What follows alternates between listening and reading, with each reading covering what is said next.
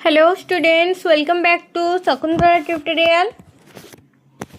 आपण माने गत क्लास रे आलोचना रे भाग नहीं सबुज साहित्य संपर्कित आलोचना होइतिला। आज हमें कालिंदी चरण पाणिग्राही संपर्क रे आलोचना करिबा। कालिंदी चरण पाणिग्राही केबे जन्म ग्रहण करथिले और केबे मृत्युवरण करथिले? आंसर हम कालिंदी चरण पाणिग्राही 1901 रे जन्म ग्रहण करी 1991 रे मृत्युवरण करथिले। तबे एमसीक्यू गुड़िक डिस्कसन करदबा कालिंदी चरण पाणिग्राही उपरे। यदि आपण माने ए पर्यंत हम चैनल को सब्सक्राइब करनांती जल्दी जल्दी सब्सक्राइब करनियंतु। फर्स्ट क्वेश्चन, कालिंदी चरण पाणिग्राही केउठारे जन्म ग्रहण करिथिले? विश्वनाथपुर शासन, दांड मुकुंदपुर, पुरुषोत्तमपुर, बाणपुर। आंसर हम विश्वनाथपुर शासन। कालिंदी चरण पाणिग्राही विश्वनाथपुर शासन रे जन्म ग्रहण करिथिले। कालिंदी चरण बासंती उपन्यास रे केतोटी परिच्छेद लिखिथिले? 2, 3, 4, 5। आंसर हम 5। कालिंदी चरण पाणिग्राही बासंती उपन्यास रे 5टी परिच्छेद लिखिथिले। मने नाही कविता संकलन स्रष्टा किए? अनंत शंकर राय, कालिंदी चरण पाणिग्राही, वैकुंठनाथ पट्टनायक, हरिहर महापात्र। आंसर हम कालिंदी चरण पाणिग्राही। मने नाही कविता संकलन स्रष्टा कालिंदी चरण पाणिग्राही। छुरीटीए लोड़ा केते मसिया प्रकाशित होइतिला? 1950 मसिया छुरीटीए लोड़ा प्रकाशित होइतिला। महादीप केते मसिया प्रकाशित होइतिला?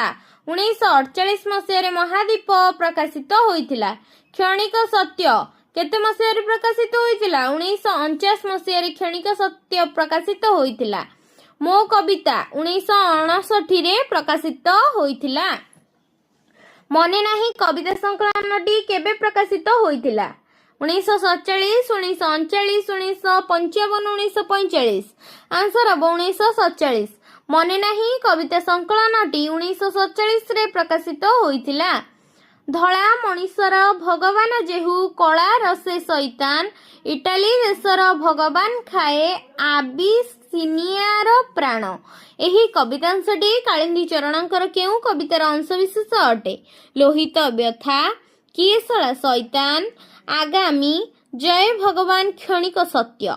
आंसर हम जय भगवान रो क्षणिक सत्य। धला मनीषर भगवान जेहू कला रसे शैतान, इटाली देशर भगवान खाए आबिसिनियार प्राण। जय भगवान क्षणिक सत्य कवितांशरू कालिंदी चरण पाणिग्राहींकर एही कविताटी अंशविशेष होइछि। मो बाणी कविताटी केबे प्रकाशित होइथिला? 1940 मसिया रे मो बाणी कविता प्रकाशित होइथिला। जादूघर केबे प्रकाशित होइथिला? जादूघर 1938 मसिया रे प्रकाशित होइथिला। आगामी केबे प्रकाशित होइथिला? 1942 मसिया रे आगामी प्रकाशित होइथिला। किएसला शैतान केबे प्रकाशित होइथिला? 1944 मसिया रे किएसला शैतान प्रकाशित होइथिला। मायाधर मानसिंहकर मतरे कालिंदी चरणंकर केउ कवितारे चेतना को विश्वर जेकोसी देवालय ठारे आरोप करा जाई पारे? पुरी मंदिर 1927, कवितार व्यथा, लोहित व्यथा, हताशार ज्ञान। आंसर हम पुरी मंदिर 1927। मायाधर मानसिंह मतरे कालिंदी चरणंकर पुरी मंदिर 1927 कवितार चेतना को विश्वर जेकोसी देवालय ठारे आरोप करा जाई पारिबो। कालिंदी चरणंक लोहित व्यथा कविताटी केबे प्रकाशित होइथिला? 1921, 1927, 1924, 1925। आंसर हम 1924। कालिंदी चरणंकर लोहित व्यथा कविताटी 1924 मसिया प्रकाशित होइथिला। कविता गढ़े एक विराट समाजर सबुरी पाई जही बखुरे हेला घर। एही कवितांशटी कालिंदी चरणंकर केउ कवितार अंशविशेष अटे? आगामी, छुरीटीए लोड़ा, जादूघर, बाजी राउत। आंसर हम आगामी। कविता गढ़े एक विराट समाजर सबुरी पाई जही बखुरे हेला घर। एही कवितांशटी कालिंदी चरण पाणिग्राहींकर आगामी कवितार अंशविशेष अटे। नेक्स्ट क्वेश्चन, केउ कवितारे कवि कालिंदी चरण राधानाथी काव्य मानसर रूपान्वित अनुभूति और रोमांटिक चेतना स्पष्ट होइथाय? व्यर्थ, स्वप्न, विरही यक्ष, भक्ति और चाबुक, मधु विवाह। आंसर हम विरही यक्ष। ବିରହୀ ଯକ୍ଷ କବିତାରେ କବି କାଳିନ୍ଦୀ ଚରଣ ରାଧାନାଥୀ କାବ୍ୟ ମାନସର ରୂପାନ୍ବିତ ଅନୁଭୂତି ଓ ରୋମାଣ୍ଟିକ ଚେତନାର ସ୍ପଷ୍ଟ ଅନୁଭୂତି ହୋଇଥାଏ। କାଳିନ୍ଦୀ ଚରଣ ପାଣିଗ୍ରାହୀ କେଉଁ କବିତାରେ ଆମ ସମାଜର ଧର୍ମକୁ ନେଇ ଯେଉଁ ସବୁ ବ୍ୟଭିଚାର ଓ ବିଭ୍ରାଟ ଉପୁଜୁଛି ତାର ନିରାକରଣର ଚିତ୍ର ଆଙ୍କିଛନ୍ତି। କିଏ ଶଳା ଶୈତାନ, ଦେବତା ମଣିଷ, ଛୁରୀଟିଏ ଲୋଡ଼ା, ଯାଦୁଘର। ଆନ୍ସର ହବ ଯାଦୁଘର। କାଳିନ୍ଦୀ ଚରଣ ପାଣିଗ୍ରାହୀ ଯାଦୁଘର କବିତାରେ ଆମ ସମାଜର ଧର୍ମକୁ ନେଇ ଯେଉଁ ସବୁ ବ୍ୟଭିଚାର ଓ ବିଭ୍ରାଟ ଉପୁଜୁଛି ତାର ନିରାକରଣର ଚିତ୍ର ଆଙ୍କିଛନ୍ତି। ଝାଳ ଦେଇ ଯେତେ ଗଢ଼ିଲୁ ରାଇଜ ରାଜା, ଲୁହ ଦେଇ ତୋର ହରିଆର ତହିଁ ପ୍ରଜା। ବେଳ ଏହି ତୋଳିଥିଲୁ ଯାକୁ, ତାଡ଼ିବୁ ତାହାକୁ ନସୁଅରେ ଆଉ ଚେଇଁ। ଉକ୍ତ ପଦ୍ୟାଂଶଟି କେଉଁ କବିତାରୁ ଆସିଛି? ଅତିମାନବ, ବାଜିରାଉତ, କିଏ ଶଳା ଶୈତାନ, ଦେବତାର ମଣିଷ। ଆନ୍ସର ହବ ବାଜିରାଉତ। ଝାଳ ଦେଇ ଯେତେ ଗଢ଼ିଲୁ ରାଇଜ ରଜା, ଲୁହ ଦେଇ ତୋର ହତିଆର ତହିଁ ପ୍ରଜା। ବେଳ ଏହି ତୋଳିଥିଲୁ ଯାକୁ, ତାଡ଼ିବୁ ତାହାକୁ ନସୁଅରେ ଆଉ ଡେଇଁ। ଉକ୍ତ ପଦ୍ୟାଂଶଟି ବାଜିରାଉତ କବିତାରୁ ଉଦ୍ଧୃତ ହୋଇଛି। ହତାଶାର ଗାନ କବିତାରେ କାଳିନ୍ଦୀ ଚରଣଙ୍କର କେବେ ପ୍ରକାଶିତ ହୋଇଥିଲା? 1927, 1925, 1926, 1931। ଆନ୍ସର ହବ 1925। ହତାଶାର ଜ୍ଞାନ କବିତାଟି କାଳିନ୍ଦୀ ଚରଣଙ୍କର 1925ରେ ପ୍ରକାଶିତ ହୋଇଥିଲା। କାଳିନ୍ଦୀ ଚରଣଙ୍କର କେଉଁ କବିତାରେ ଉଷାର ଅରୁଣ ଲୋକ, ଜ୍ୟୋତ୍ସ୍ନା ବିଧୌତ ଆକାଶର ତାରକାରାଜି, ଗନ୍ଧ ସମୀର, ତଟିନୀ ଓ ବିହଙ୍ଗ କୂଳ, ସମସ୍ତେ ଆନନ୍ଦ ପ୍ରମତ୍ତ, ଫଗୁଣ ବଂଶୀ, ଆଗାମୀ, ଲୋହିତ ବ୍ୟଥା, ହତାଶାର ଜ୍ଞାନ। ଆନ୍ସର ହବ ହତାଶାର ଗାନ। କାଳିନ୍ଦୀ ଚରଣଙ୍କ ହତାଶାର ଗାନ କବିତାରେ ଉଷାର ଅରୁଣ ଲୋକ, ଜ୍ୟୋତ୍ସ୍ନା ବିଧୌତ ଆକାଶର ତାରକାରାଜି, ଗନ୍ଧ ସମୀର, ତଟିନୀ ଓ ବିହଙ୍ଗ କୂଳ, ସମସ୍ତେ ଆନନ୍ଦ ପ୍ରମତ୍ତ ଅଛନ୍ତି। ନେକ୍ସଟ କ୍ୱେଶ୍ଚିନ୍, ଏହି ଆକାଶ ଧରା ସାଗର କିବା ଜୀବନ ଉଠେ ମାତି ଗୋ, ଆହା ମରଣ ମୋର ସୌଦା, ଚିର ହତାଶା ମୋର ସାଥୀ ଗୋ। ଏହି କବିତାଂଶଟି କେଉଁ କବିତାର ଅଂଶବିଶେଷ ଅଟେ? ହତାଶାର ଗାନ, ମୋ ବାଣୀ, ବ୍ୟର୍ଥ ସ୍ୱପ୍ନ, ଫଗୁଣ ବଂଶୀ। ଆନ୍ସର ହବ ହତାଶାର ଗାନ। ଏହି ଆକାଶରେ ଧାରା ସାଗର କିବା ଜୀବନ ଉଠେ ମାତି ଗୋ, ଆହା ମରଣ ମୋର ସୌଦା, ଚିର ହତାଶା ମୋର ସାଥୀ ଗୋ। ଏହି କବିତାଂଶଟି ହତାଶାର ଗାନ କବିତାର ଅଂଶବିଶେଷ ଅଟେ। ଜଡ଼ ଦର୍ଶନ କବିତାର ରଚୟିତା କିଏ? ଅନନ୍ତ ଶଙ୍କର ରାୟ, ବୈକୁଣ୍ଠନାଥ ପଟ୍ଟନାୟକ, କାଳିନ୍ଦୀ ଚରଣ ପାଣିଗ୍ରାହୀ, ମାୟାଧର ମାନସିଂହ। ଆନ୍ସର ହବ କାଳିନ୍ଦୀ ଚରଣ ପାଣିଗ୍ରାହୀ। ଜଡ଼ ଦର୍ଶନ କବିତାଟି କାଳିନ୍ଦୀ ଚରଣ ପାଣିଗ୍ରାହୀଙ୍କ ଦ୍ୱାରା ରଚିତ। ନିମ୍ନୋକ୍ତ ମଧ୍ୟରୁ କେଉଁଟି କାଳିନ୍ଦୀ ଚରଣ ପାଣିଗ୍ରାହୀଙ୍କ ଦ୍ୱାରା ରଚିତ କବିତା? ଗାନ୍ଧାରୀର ଆଶୀର୍ବାଦ 1931, ଯାତ୍ରା ସଙ୍ଗୀତ, ଅଭିଶପ୍ତ ଅଭିମାନ, ମୌସୁମୀ। ଆନ୍ସର ହବ ଗାନ୍ଧାରୀର ଆଶୀର୍ବାଦ। ନିମ୍ନୋକ୍ତ ମଧ୍ୟରୁ ଗାନ୍ଧାରୀର ଆଶୀର୍ବାଦ କାଳିନ୍ଦୀ ଚରଣ ପାଣିଗ୍ରାହୀଙ୍କ ରଚିତ ରଚନା ଅଟେ। ନେକ୍ସଟ କ୍ୱେଶ୍ଚିନ୍, କେଉଁ ସବୁଜ କବିତାରେ ଅନୁଭୂତିର ଏହି ପ୍ରଖରତା କବି କାଳିନ୍ଦୀ ଚରଣଙ୍କୁ ଯୌବନର ଉନ୍ମାଦ ଉପଭୋକ୍ତା କରିଛି? ପ୍ରଭାତ ଅବକାଶ, ଅଇ ପୃଥ୍ୱୀ, ସୃଜନ ସ୍ୱପ୍ନ, ଫଗୁଣ ବଂଶୀ ମୋ କବିତା। ଆନ୍ସର ହବ ଫଗୁଣ ବଂଶୀ ମୋ କବିତା।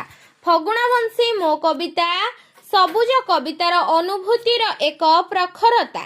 କବିତା କାଳିନ୍ଦୀ ଚରଣ ପାଣିଗ୍ରାହୀଙ୍କୁ ଯୌବନର ଉନ୍ମାଦରେ ଉପଭୋକ୍ତା କରିଛି।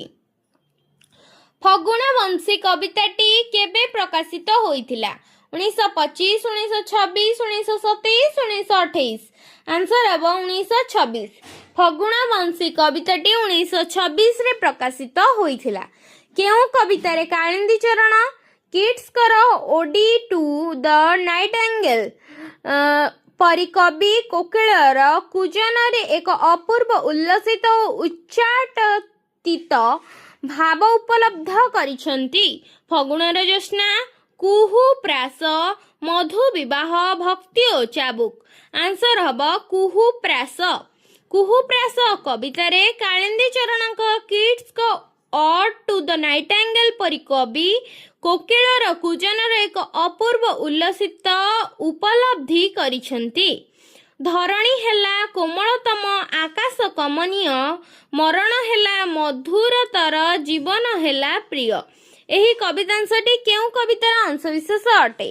କୁହୁପ୍ରାସ, ଛୁରୀଟିଏ ଲୋଡ଼ା, ନିର୍ଜନ ଉପବନ, ପରିମହଲ, ଆକାଶ ପ୍ରତି। ଆନ୍ସର ହେବ କୁହୁପ୍ରାସ, ଛୁରୀଟିଏ ଲୋଡ଼ା। ଧରଣୀ ହେଲା କୋମଳତମ, ଆକାଶ କମନୀୟ, ମରଣ ହେଲା ମଧୁରତର, ଜୀବନ ହେଲା ପ୍ରିୟ। ଏହି କବିତାଂଶଟି କୁହୁପ୍ରାସ, ଛୁରୀଟିଏ ଲୋଡ଼ା କବିତାର ଅଂଶବିଶେଷ ଅଟେ। କୁହୁପ୍ରାସ କବିତାଟି କେବେ ପ୍ରକାଶିତ ହୋଇଛି? 1929, 1927, 1925, 1931। ଆନ୍ସର ହେବ 1931। କୁହୁପ୍ରାସ କବିତାଟି 1931ରେ ପ୍ରକାଶିତ ହୋଇଛି। ଓଡ଼ିଆ ସାହିତ୍ୟରେ କାଳିନ୍ଦୀ ଚରଣ ପାଣିଗ୍ରାହୀଙ୍କ କେଉଁ କବିତାକୁ ଲକ୍ଷ୍ୟ କଲେ ପ୍ରଗତିବାଦୀ ଆଭିମୁଖ୍ୟ ଦେଖାଯିବା ସହ ତାଙ୍କ କାବ୍ୟ ଜୀବନର ସମସ୍ତ ତଥାକଥିତ ସବୁଜ ସ୍ୱପ୍ନ ପ୍ରବଣ ଚିତ୍ର ମ୍ଳାନ ହୋଇଯିବ? ଯାଦୁଘର, ଲୋହିତ ବ୍ୟଥା, ଆଗାମୀ, ଗାନ୍ଧାରୀର ଆଶୀର୍ବାଦ। ଆନ୍ସର ହେବ ଗାନ୍ଧାରୀର ଆଶୀର୍ବାଦ। ଓଡ଼ିଆ ସାହିତ୍ୟରେ କାଳିନ୍ଦୀ ଚରଣ ପାଣିଗ୍ରାହୀଙ୍କ ଗାନ୍ଧାରୀର ଆଶୀର୍ବାଦ କବିତାକୁ ଲକ୍ଷ୍ୟ କଲେ ପ୍ରଗତିବାଦୀ ଆଭିମୁଖ୍ୟ ଦେଖାଯିବା ସହ ତାଙ୍କ କାବ୍ୟ ଜୀବନର ସମସ୍ତ ତଥାକଥିତ ସବୁଜ ସ୍ୱପ୍ନ ପ୍ରବଣ ଚିତ୍ର ମ୍ଳାନ ହୋଇଯିବ। ସୌମ୍ୟା କାବ୍ୟ ନାଟିକାର ସ୍ରଷ୍ଟା କିଏ? ରମେଶ ଚନ୍ଦ୍ର ପାଣିଗ୍ରାହୀ, ମନୋରଞ୍ଜନ ଦାସ, ରତିରଞ୍ଜନ ମିଶ୍ର, କାଳିନ୍ଦୀ ଚରଣ ପାଣିଗ୍ରାହୀ। ଆନ୍ସର ହେବ କାଳିନ୍ଦୀ ଚରଣ ପାଣିଗ୍ରାହୀ। ସୌମ୍ୟା ନାଟିକାର ରଚୟିତା ହେଲେ କାଳିନ୍ଦୀ ଚରଣ ପାଣିଗ୍ରାହୀ। ସାହିତ୍ୟ ସମାଚାର, ସାହିତ୍ୟକ ନେତୃତ୍ୱ ଓ ନେତୃତ୍ୱ ଆଦି ପ୍ରବନ୍ଧରେ କେଉଁ ଲେଖକଙ୍କ ସାହିତ୍ୟ ପ୍ରବନ୍ଧର ପ୍ରକୃତ ପରିଚୟ ମିଳିଥାଏ? ରତ୍ନାକର ପତି, ମାୟାଧର ମାନସିଂହ, କାଳିନ୍ଦୀ ଚରଣ ପାଣିଗ୍ରାହୀ, ଭୁବନେଶ୍ୱର ବେହେରା। ଆନ୍ସର ହେବ କାଳିନ୍ଦୀ ଚରଣ ପାଣିଗ୍ରାହୀ। ସାହିତ୍ୟ ସମାଚାର, ସାହିତିକା, ନେତୃତ୍ୱ ଓ ନେତୃତ୍ୱ ଆଦି ପ୍ରବନ୍ଧରୁ କାଳିନ୍ଦୀ ଚରଣ ପାଣିଗ୍ରାହୀଙ୍କ ସାହିତ୍ୟିକ ପ୍ରବନ୍ଧର ପ୍ରକୃତ ପରିଚୟ ମିଳିଥାଏ। କାହାର ପଦ୍ମିନୀ ଓ ପ୍ରିୟଦର୍ଶୀ ନାଟକ ଦ୍ୱୟ ଐତିହାସିକ ପୃଷ୍ଠଭୂମିରେ ରଚିତ ହୋଇଥିଲେ ମଧ୍ୟ ଏଥିରେ କଳ୍ପନା ବିଳାସର ପ୍ରାଚୁର୍ଯ୍ୟ ବିଦ୍ୟମାନ? ମନୋରଞ୍ଜନ ଦାସ, ବିଶ୍ୱଜିତ ଦାସ, ରାମଚନ୍ଦ୍ର ମିଶ୍ର, କାଳିନ୍ଦୀ ଚରଣ ପାଣିଗ୍ରାହୀ। ଆନ୍ସର ହେବ କାଳିନ୍ଦୀ ଚରଣ ପାଣିଗ୍ରାହୀ। କାଳିନ୍ଦୀ ଚରଣ ପାଣିଗ୍ରାହୀଙ୍କ ପଦ୍ମିନୀ ଓ ପ୍ରିୟଦର୍ଶୀ ନାଟକ ଦ୍ୱୟ ଐତିହାସିକ ପୃଷ୍ଠଭୂମିରେ ରଚିତ ହୋଇଥିଲେ ମଧ୍ୟ ଏଥିରେ କଳ୍ପନା ବିଳାସର ପ୍ରାଚୁର୍ଯ୍ୟ ବିଦ୍ୟମାନ ଅଟେ। ନିମ୍ନୋକ୍ତ ମଧ୍ୟରୁ କେଉଁଟି କାଳିନ୍ଦୀ ଚରଣଙ୍କ ଜୀବନୀ ସାହିତ୍ୟ? ଭକ୍ତକବି ମଧୁସୂଦନ ଓ କର୍ମବୀର ଗୌରୀଶଙ୍କର, କୁଳବୃଦ୍ଧ, କର୍ମଯୋଗୀ ଗୌରୀଶଙ୍କର, ସକ୍ରେଟିସ୍ ଓ ପ୍ଲାଟୋ। ଆନ୍ସର ହେବ ଭକ୍ତକବି ମଧୁସୂଦନ ଓ କର୍ମବୀର ଗୌରୀଶଙ୍କର। ଭକ୍ତକବି ମଧୁସୂଦନ ଓ କର୍ମବୀର ଗୌରୀଶଙ୍କର କାଳିନ୍ଦୀ ଚରଣଙ୍କ ଜୀବନୀ ସାହିତ୍ୟ ଅଟେ। ଅତଏବ ଆଜିର ଆଲୋଚନାରେ ଆମେ କାଳିନ୍ଦୀ ଚରଣ ପାଣିଗ୍ରାହୀଙ୍କର, କବିଚନ୍ଦ୍ର କାଳିନ୍ଦୀ ଚରଣ ପାଣିଗ୍ରାହୀଙ୍କର ଆଲୋଚନା କଲେ 49ଟି MCQ। ନେକ୍ସଟ କ୍ଲାସରେ ଅନନ୍ତ ଶଙ୍କର ରାୟଙ୍କର ଆଲୋଚନା କରିବା। ଯଦି ଭିଡ଼ିଓଟି ଭଲ ଲାଗିଥାଏ ଲାଇକ୍, ସେୟାର, ସବସ୍କ୍ରାଇବ୍ କରିବାକୁ ଭୁଲିବେନି। ଧନ୍ୟବାଦ।